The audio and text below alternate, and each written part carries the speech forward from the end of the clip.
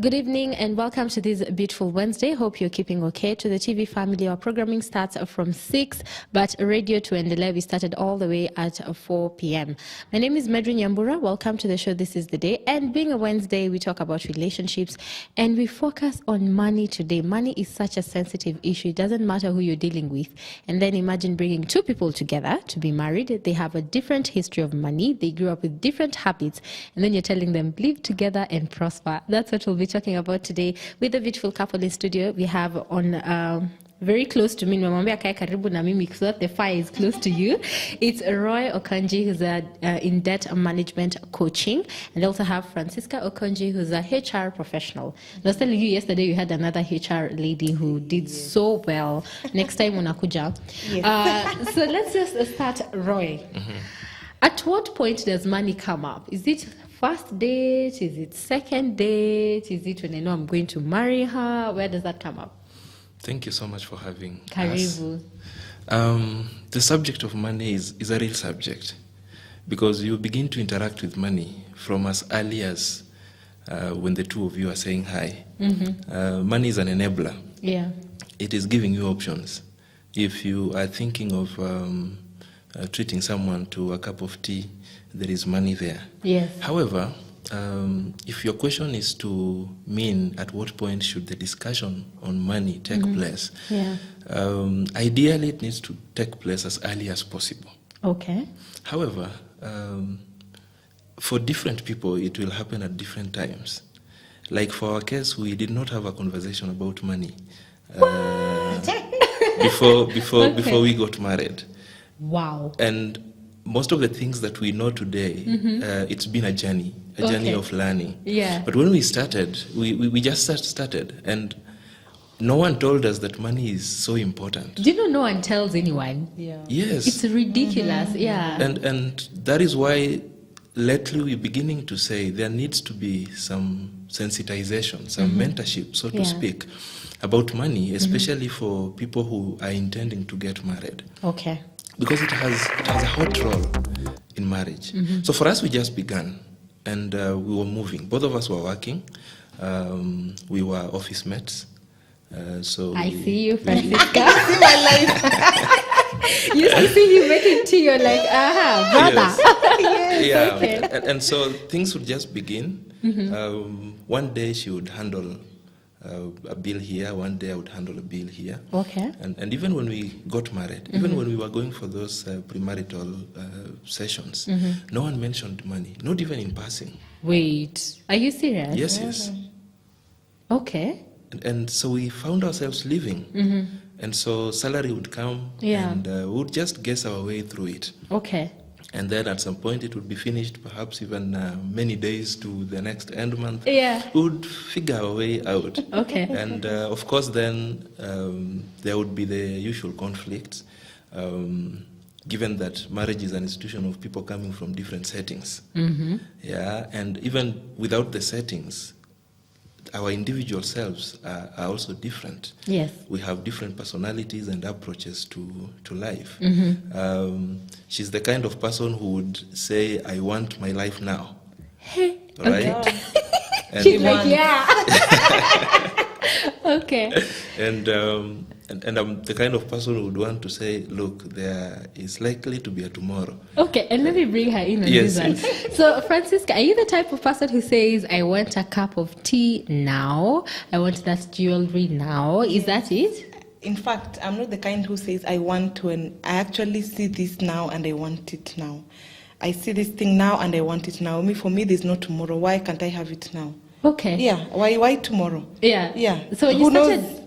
Sorry? Yeah. Who knows about tomorrow? So if I can have it now, the better. Okay, I wanted to ask you, when you started dating him, so there was never a conversation about money at all? Not at all, because I had my money, he had his money. Okay. Whenever I wanted to do anything, I would do with my money. So I never had the thought of we need to discuss about money. Both of us were actually working, and we were actually doing whatever it is we wanted with our money. So there was money, at least when the two of us were there. Okay. Yeah, so of course now issues now come in when now thereafter other people start coming we had not budgeted for. Yeah. Yes, but before then, we wanted anything we would get. Okay. But we never discussed a thing about money. That's very interesting. Yes. So you're seated at the table, you've had a good lunch or you've had a good dinner, the bill comes. What happens, Francisca? He pays. Why would I be paying bills? Eh? I don't pay bills to date. Why?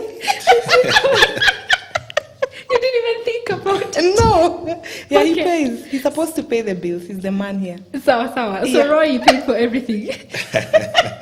Okay. I'll ask you, at what point did you tell her maybe how much you earn? You said you guys had the struggle initially, but did she know how much you earned when you were dating? Yes, she did. Was that revealed? Yes. Why did you feel that was important?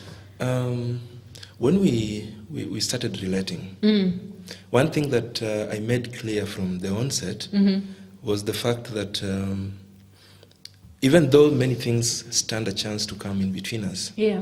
one of the values that I hold so dear to myself is that money will not be one of those things. Okay. Sorry.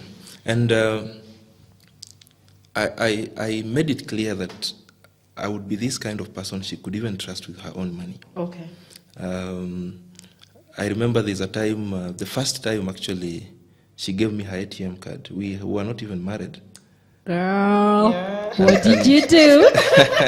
Okay. And she wanted me to buy her something, and she gave me the card and she gave me the PIN. Okay. And I went and I bought and I came and I accounted. Okay. And she was like, oh, all right. And I told her money should not be one of those things. Other things can happen. And so for me, it was not difficult to really disclose. Plus, again, we were working in the same office. So Yes. getting to know what each one is earning was not a big thing. Okay. All right. So I think that helped us even later on when we got deliberate about it and decided now to handle money a bit differently. Yeah, but initially that was not a big problem. Hey, Francisca, there are ladies who are asking, Roy, akona brother. Roy has brothers. Okay. Yeah, Are they so- unmarried is the question. Yes, they are those unmarried. Hi, I'm Meskeyo. Yeah. So let me ask you, what did that do for you the minute you knew you could trust him with your finances? I think that was now the weakest point because somehow, someone you can trust. If you can trust someone with I remember even there's a time, by the way, we were moving into our different houses, and I gave him the key to my house because there was some moving that was to be done. And of course now I said, you're the man here, and we're just friends. And I told him, take this key to my house. And what was the word? You hold the key. You have the key to my everything. To everything. You know those statements you just say? Well, Yes, so I okay. think he won my trust, Yeah. outrightly. Yeah, and I'm thinking it's very important for people to trust one another in a relationship. Okay. Because so then other issues will actually be avoided. Okay. Yeah. Trust issues are yeah. actually key, I think, in everything, in money matters, all round. So, yeah, he won my trust. Okay. Yeah. Good job, Roy. I don't know if he did. I don't know if he knew that. That's why he was bold enough to make the next move. Yeah. I don't know. Okay. Let me follow up, Francisca, with this question. How you grew up with money in your family, how you saw your people address money, did that affect you when you came into the marriage? My mom was working. My dad was also working. But I keep saying every time I owe this to my mom because my mom used to do everything. My dad would give money that is in the background we didn't know. Okay. Of course, when you're growing up, nobody's giving you explanations. So as we knew, our mommy gives us this, our mommy does this and that, Yeah, so I knew my mommy was the one. Until later on in life, by the way, when I think I lost my mom almost around that time, when I was a third year, that's when now, of course, I realized my dad used to give money. He actually said, this money I did this money I did. So he tried, I think, explaining to us, just to make us have that relationship that, yeah, he did this, they bought this land together, they bought this property together. But initially we didn't know that used to happen. Okay. So now I appreciate, so he was there, but in the background. Okay. And I think it's very important for even kids to know. daddy is taking part in this. You don't just give money. Yeah. Yeah, you have to be there fully, because until when I lost my mom, I used to know it's my mom doing it. Okay. So I'm used to saying my mom, thanks to my mom, I'm who I am today. Yeah, because I was used to it that way. Okay. Yes. And I'm glad you saw that, because then when he came along, then it felt familiar. Yes, it felt familiar, and Yeah. I think now that is when I decided, for me, I'll do it differently. We have to put it on the table, everything. We don't have to hide things under the table. Okay. Yeah, we have to put it here. Let us know we are doing this together. Okay. Yeah, so I hear you. it maybe shaped the way we are handling money in our relationship today. Okay, clearly you spoiled. Roy, I wanted to ask you the same question. How you grew up with money, did that influence how you handled money when it came to you and Francisca being in a marriage? Yes, in a big way. Unlike her background, my background was, if you were to put the two of them in a scale, let's say the humbler, if there's such a word. Okay. And I never really would tell the relationship between my dad and my mom as far as money was concerned. Okay. Because my mom used to stay in the village. My dad had gone out to look for money. Okay. He would only pop in once in a while. And then he would be sending money. So that was the relationship. Okay. So if he has sent money, then my mother would plan how the money would be used, and that would be it. Okay. But what has really, I think, shaped the way I look at money, I think, is the hardship that we went through. And so that is why I was calling it a conflict of approach when I get to meet her and she's like, I want this now, right? Yeah. And I'm like, no, there's supposed to be a tomorrow. Because what that background did to me, it made me make a promise to myself that if there has to be a tomorrow, then there has to be a better tomorrow. Okay. And so every time I want to see money, I want to begin to imagine, and I think that's why I got myself into teaching about money and things like this. I want to see myself asking, what will happen tomorrow? Okay. All right? And so that is why then, at the point of the conflict, the two of us then had to really come together. A lot of times I have to be explaining, look, it is this way. It is this way. Yeah. But I think it's been a process, and she's fully on board. Okay. The good thing is that you get to understand yourselves. She knows herself. Yes. She knows at times that she cannot trust money in her hands, so to speak. And that's why a lot of times then she would be telling me, you take care of this. Once we have planned, this is how we're going to spend our money, then she would be like, no, you run the show. Okay. All right? Sometimes I even force, look, you need to have some money on you. This is your money, and I don't want us to be talking about this every other day. And she's like, no, it is safer with you, because when I pass through those streets and I see those things, we are done.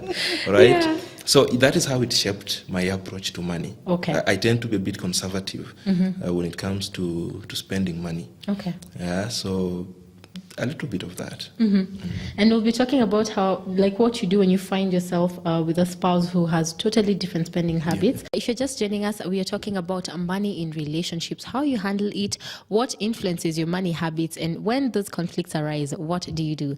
I have Roy and Francisca. They're a beautiful couple, the funniest people I've ever met. And I'll start with Francisca. So another question to you. Yes. Our producer Priska posted this on her Facebook page, and she asked, would you invest with someone you're dating? Let me tell you, she might as well lit a fire.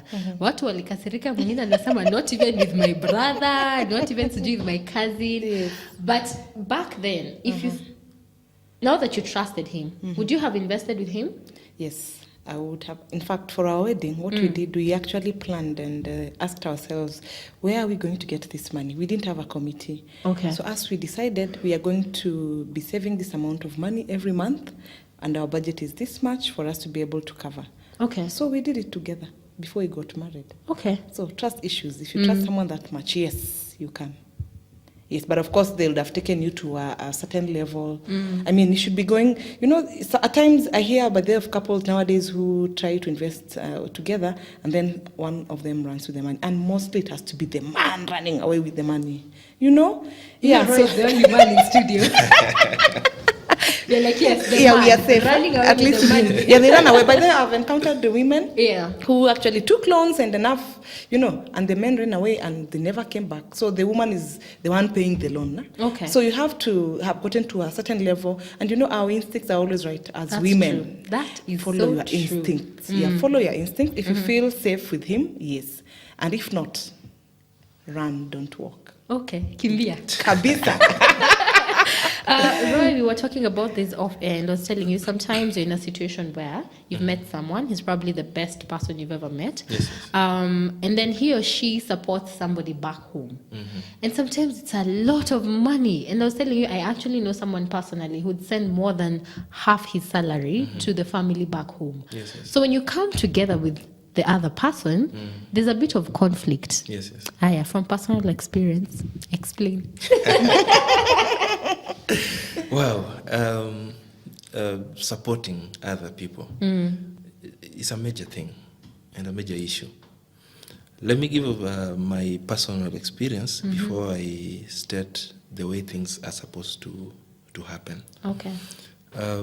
As I mentioned about our background, and now I happen to be the firstborn of where I come from. Yes. And having gone through those hardship situations, you emerge promising yourself that you will try to do whatever you can do to make sure that the situation tries to change behind you. All right? And so before you get married, you're already in that motion of trying to lift others. All right? And so when I get to meet her, she is not in that situation. All right? And so it becomes also another challenge for her to even try to understand exactly what it is I'm doing. Okay? Lakini Roy, yes. Sometimes mnatuma pesa yote yeah, huko sure. nyumbani. Kutuma yote is another thing. Yes. Because it also depends with the person in question. And because sometimes some people get manipulated. They are not their own person. Okay. So when a call comes, send this money, they send. Even when they don't have the money, they will borrow to send. Okay. Now, those people have not stood their ground. But there is a case where you have gotten your money, there is a portion that needs to go to those people.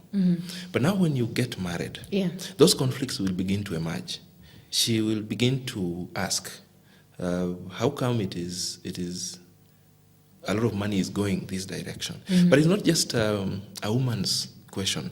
I deal with couples, and I also meet cases where we have men asking similar questions. Because again, it depends. The two of you can meet and you realize that one side actually does not even need that assistance. You only send just... I like that, yeah. Yeah. But then you can get a case where both of you require to send, or one of you require to send. In both cases, then you need to sit down, evaluate your true financial muscle, and get to agree that this is going to be how things are going to work as far as this is concerned. Okay. Right? So we had our moments of the conflict. I'm looking at her. Yeah. We had our moments of the conflict. Yeah. And that time I'm trying to come to terms with the new reality that I now have a family coming up. Yeah. And when I got exposed to personal development is the time I started learning that this family that I have is more important than any other family. That's true. All right? And it got to a point when we had to sit and talk about this thing. And at some point, I have had to go back to the village and call a kamkunji. And have conversation. And have the conversation. Yeah. And especially at a time when I was leaving employment to pursue the things that I'm doing now, I had to go and let everyone know things are not going to flow as normal. Okay. Because I'm going into murky waters of business, and that is a world that is unpredictable. So now you do not expect that every end month perhaps there'll be something consistent. And I just had to buy everyone on board. And miraculously they understood. Of course, it might not have been easier in the beginning. Yeah. But I usually advise guys, once you have sat down and agreed that this is how the needs of our people are, if your people have some needs, which ones are they? so that we know them. Okay. My people have some needs. Which ones are they? Regardless of which side will outweigh the other, you are now operating as a unit. Okay. All right? There are cases where even the other person will even contribute towards it because they now feel exactly the need. It's part of the right? family. Yeah. But when you are doing it just as yourself, and then a time comes when there's a family need that cannot be met, and you are saying you don't have money, yet people know how much you earn, people know what you have spent your money on, and there is a basic need in the house that cannot be met, and you're now saying you don't have money, then you got some explanations to make. I agree. Let me ask you, my dear, there's a notion that goes around, and now I'm asking you as a woman, that when a woman makes more money than the man in a relationship, she most of the times happens to be domineering. You say yes. Yes. How do you make sure that you remain objective in a marriage and you don't look down on the other person? Because I keep saying seasons change. You might be the person doing well when you guys are in your early 30s, and then recession happens, and you're shocked. So what would you tell someone probably who's going through it, or a lady who's in that situation? Okay, I'll tell that lady. We all go through seasons, even us. Personally, we've gone through those seasons. But I also would want to encourage this man. When your woman is doing better than you, support. Okay. You know, most of them start fighting you, like you're the enemy here, yet you're not. But of course, for the woman, we should strive to be, the way the Bible woman is supposed to be, like Esther and the Ola, we should strive to be like those women. Because why would we want to be? After all, we will never be the head of the house. Yeah, it was not designed that way. It was designed that the man is the head of the house. So let's give the man his space, respect that man, because seasons change. And again, the reason why a man would also support is because we support each other in these things. And so, of course, if the man now supports you, it also depends with how the man treats you. There are men who also treat you like they want, I don't know which word to use, but they also treat you when it's their season. I also know of a relative, actually, who, when the husband now had money, he would treat her, like you are a rag or whatever it is that they would feel like treating you, and rubbing it on your face that, I'm the one here, I'm the one with the money. Yeah, with the money. Yeah. So when, of course, the woman has the money, you will definitely have to know it. You know? Yeah. So it's for women, it's usually treat them the way you would want them to treat you. Okay. If you treat them like the queens they're supposed to be, they'll treat you like a king. I wish men understood that. They do not understand. Very easy. It's a very hard language for them to understand, but it's the best. If you understand that, you'll go places. Roy is smiling because he understood. Yes, he did. There's someone who sent in a question saying, "Hi, loving the program. Please comment on investments that we women take, like network marketing ventures. Should we involve the man and share the profits?" I'll ask you first. I introduced that to my husband some time back, and he was like, this one, do you trust it? He's the kind who scrutinizes everything. Yeah. I told you, I'm the kind who sees something and I would want it, I would jump to it. So he's the one who will tell me, now, this one is looks like this and that. Yeah, but I think you should always involve the man. Okay. Yeah, you should always involve the man. For me, anything money matters, always involve the man, because at times, by the way, maybe later on in life, you realize that there was a point he was passing across. Okay. Yeah, which would even affect actually your investment. How would it feel when you have lost millions of money and your husband is not aware? Here you are depressed, dying, and he's not even aware what is, Yeah. So I'm thinking women should always involve the man. Okay. If you agree as a family, you always talk. So you agree if now he says, I'm not buying this idea, and you feel like you want to go for it, you just tell him, okay, now you don't buy to this idea, but my feeling is I can still pursue this thing and we excel. If he's okay with it, why not? Okay. But also always bring it to his attention. So that when things are bad, it's together. Yeah, together in it. Yeah, it's for your own good, actually. Okay. Yeah, so that you share the stress, half solved. Okay. I like you. Right, there's a specific question for you, and it's the same thing I asked her, but maybe you could give us the male perspective. Someone is asking, in a situation where the female spouse is making more than the male spouse, why is it hard for the male to deal with her? He proposes that the female should leave the job and be a housewife, and that is where you lose me. But take it away. Wow. That is also another serious thing in marriage as far as money is concerned. Yeah. But it comes down to insecurity. What is it that has changed the man feels uncomfortable about. Personally, I don't see any problem with your woman getting empowered. The thing does not even start with money. It starts with other basic things. Small things, even like... So we allocate money. This is your money for whatever, There's that portion we don't even care to, this is your money for whatever it is you'll do, this is your money for whatever it is, your pocket money. Then this is what we need, money for rent, this is much, we need this. We budget, we make a budget for everything, including our own spoiling money. For you the mean boys. your own, Francisca? Yes, your own? My own. That has to be there, you know. Yeah, because of course, understanding where he comes from, he can easily say, I think we need to invest everything, And I'm the kind who wants to at least spoil myself because I've worked so hard, I need to feel good, Yes. Yeah, so we budget for everything, including our own pocket monies, for this allocation for the babies, this allocation for, Yeah, but of course, I still don't want to carry the money. Okay. So he'll still have to give me fare every day, buy my lunch every day. He still have to. Roy, is it Even when I'm standards? working. Yes. These are standards. They're too high. There are men who are saying, Roy.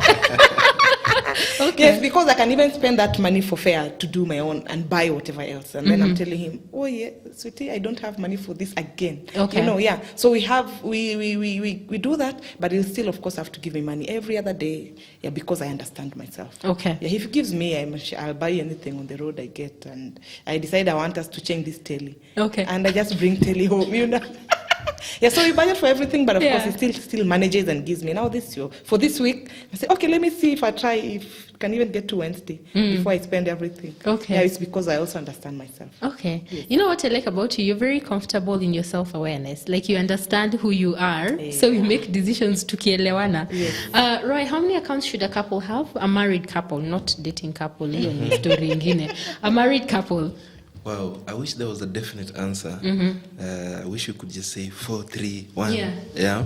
But couples get to talk and they get to agree. Because again, it depends with their situations. If they're employed, definitely they will need to have their personal accounts individually. So those will be 2 accounts, 1 for each. Perhaps they may need to have a joint account or 1 account where they can save jointly for a common thing that they are looking forward to. Okay. Right? They may also need to have an account for saving for investment. I don't want to go into class for money. Yeah. But we largely would save for 2 reasons. We would save for a rainy day and we would want to save for investment.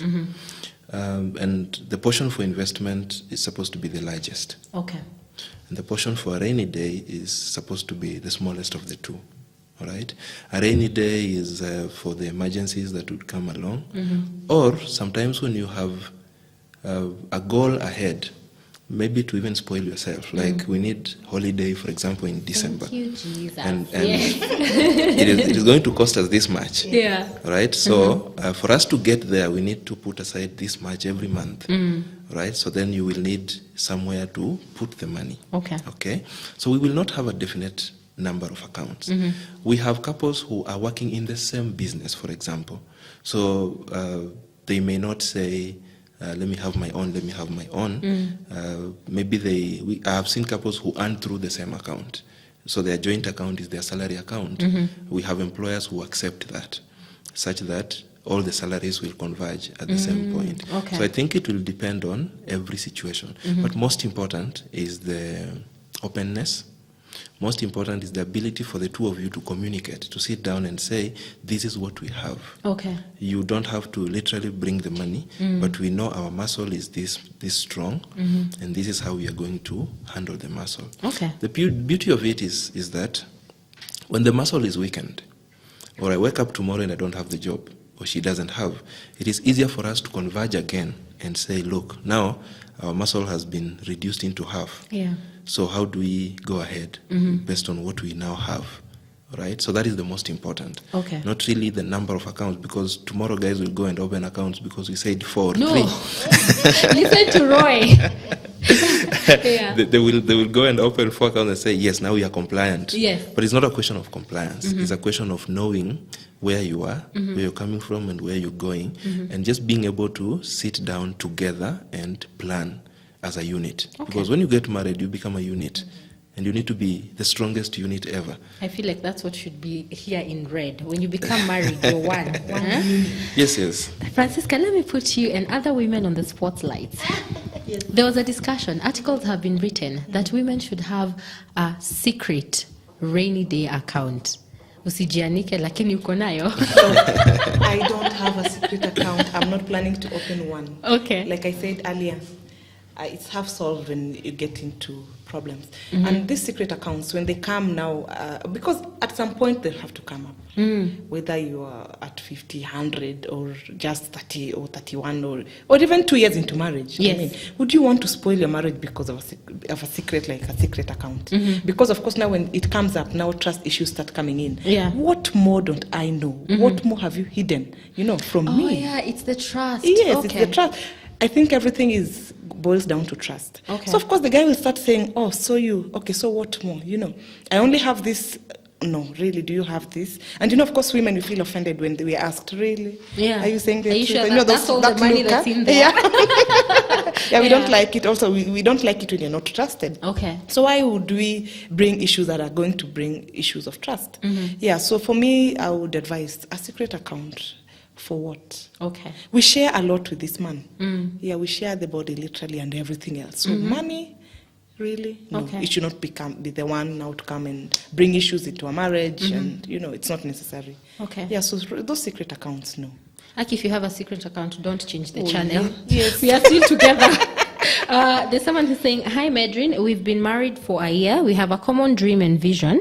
And by extension, common accounts. We keep no secret. In that year, God has given us property and a home. It pays to resonate mentally and spiritually. Yeah. Adding up to exactly what you are saying. Hi, awesome topic. How do I handle investment and inheritance I had before getting married? Will I need to change the names later and include my hubby? I'm okay with our money idea. Is it necessary to change names and include him when you're talking about inheritance and investment? So something your mom left you or your parents? Yeah. Wow. It's an interesting one. But let me, before this particular one, Yeah. just add something about the secret account thing. Okay. The question we've always been asking, I like painting the picture of reality. This is reality that we encounter every other day. Okay. In case of demise, for example, God forbid, Yeah. you've been having a secret account and tomorrow you drop dead and your husband doesn't know, your wife doesn't know. Now, for who are you saving? Okay. Excuse. Because your children are going hungry. There is money that is unknown. Yes. It's lying somewhere. It will go back to the government Imagine. as Can you unclaimed. imagine? The unclaimed. Yes. And sometime last year, I was reading an article that was estimating the money in that account, the unclaimed asset account, at 25 billion. This is money that was in a secret account somewhere. What? Perhaps some children are not going to school. Yes. And so the question I've always asked or posed to couples is, Yeah. who are you then saving for? Okay. All right? You're no longer there and your children are suffering, for example. So really, when you look at it that way, you begin to see perhaps new sense into just wanting to operate in an open situation. Okay. Though I also understand that the issue of openness is not a one-sided thing. You don't just wake up today and say, look, this is what I have. What about you? It's a journey. Yeah. Yes. It's a journey. When you see her say she has mastered herself, it's been long. It's been a long journey for both of us in personal discovery and personal mastery. But let me just share this small secret. I discovered that when you want to learn about personal development, do not go alone. Carry your spouse along. Okay. It does wonders because your mind gets revolutionized at the same time. Yes. So it becomes easier for us to reason at the same level because we go for the same seminars. Any seminar that is useful to both of us, I will carry her. If she belongs to a group that is important, she adds me. Wow. If I belong to any that is important to her, I add her. So back to your question of inheritance. There is this thing I call financial disclosure in marriage. Ideally, it needs to happen just before marriage, when we are coming clean. And when we are disclosing about what we do for a living, what we are making for a living. We're disclosing about debt, if we have any. It is sad to mention that I have met cases where marriages have been dissolved 2 weeks after formalization. What? Just because the lady has suddenly discovered the guy is so much into debt that he had not disclosed. Okay. And so it is not the man she thought she was getting into, right? So you need to disclose about debt. Now that is the moment you may disclose about any inheritance that you have. Now as you forge ahead, once you have agreed to move as a unit, definitely then you will have to bring the inheritance on board. Yes. You will agree on how you will run it. Things may not necessarily have to be jointly owned. That may not be so easy to achieve. Okay. For example, if she decides to buy a car and the employer is financing, for example, it will not come in both our names. But you say I want 2 cars. Yes. So if we begin to fight and say it must be jointly owned or registered, then that would be a different thing. But if there exists trust between the two of us, then there is bound to be no problem. However, as you progress in life, you will begin to make decisions of unifying these things that you own in such a way that then you're planning for succession as you move ahead. You are asking the question, what would happen should the worst happen? So what will happen if I had this big inheritance somewhere? So if tomorrow I'm not there and he is not in the picture or she is not in the picture, so then who's going to manage this for the benefit of the children or for whatever else is remaining behind? Francisca, I think I'll ask you this question. I know we're almost out of time. You see, no one opens a secret account because they're bad people. It's probably because they understand the habits of the partner. And I think you've addressed that. So what do you do when you're with someone who's not financially disciplined? Okay, that's a tricky one. Financial indiscipline. Kuna watu, I'm not talking about even spending, I'm like gambling, or maybe they have a drinking problem, or they've lost money somewhere, pyramid schemes. What do you do? I think I know of a couple that almost led to breaking up of the marriage because the guy gambled and actually lost the car. The car was sold, I think repossessed or something, so they were now moving to, those other things, which was not, of course, an easy time. I'm thinking you really need to understand your man. If you feel that the man is not taking this family where it's supposed to go, I think the woman should also step up. This thing of women now just sitting behind and leaving everything for the man. At times, they also get overwhelmed, or they just mess around. So I'm thinking, in as much as we are giving him authority to be in charge of our money and everything about the family, the woman should also up your game. Also be on top of the game. Understand, we're making this investment. How much is it bringing? We are planning this family is supposed to go this way, so how are we going to go to get there? And I know there are women, most women are actually good at these nitty-gritties. They can see things coming from afar. And of course, so women should not sit just behind and say, I leave it to the man. So for that woman who is struggling, whose husband maybe is not able to take care of the finances well, I'm thinking the woman now should, of course, take charge a bit, but not those kinds of muscles of, I'm the woman here, and no. Find a way. I mean, we are bright women. We are intelligent. We can seduce this man into buying our idea. Wink, wink. Right? And that's how we end this show. Because we're out of time. Thank you so much, Roy. I feel like we need a part 2 where we talk about couples and money again. And thank you so much, Francisca. You guys, again, your marriage is blessed. Keep helping couples so that they're better off. Remember, if you haven't watched this show from the beginning, again, we're on YouTube. Just search for Family Media. This is the day you'll find all the shows you haven't watched. Watch it again with a pen and paper. Make sure you pray about it. It's also on the website, but there's a repeat tomorrow, 8 to 9 on Family TV, so you can can still watch it again. If I didn't get to your question, I'm very sorry. Aki, there's never enough time, but we'll have a second part of this. But I hope you as a couple or an individual have learned something. And when you're asked the question, should you invest together as a couple? Here's some idea. Go see the Okonjis. That one I have no answer. Thank you so much for watching the show. Totally appreciate your company. My name is Medrin Nyambura. Have a good night.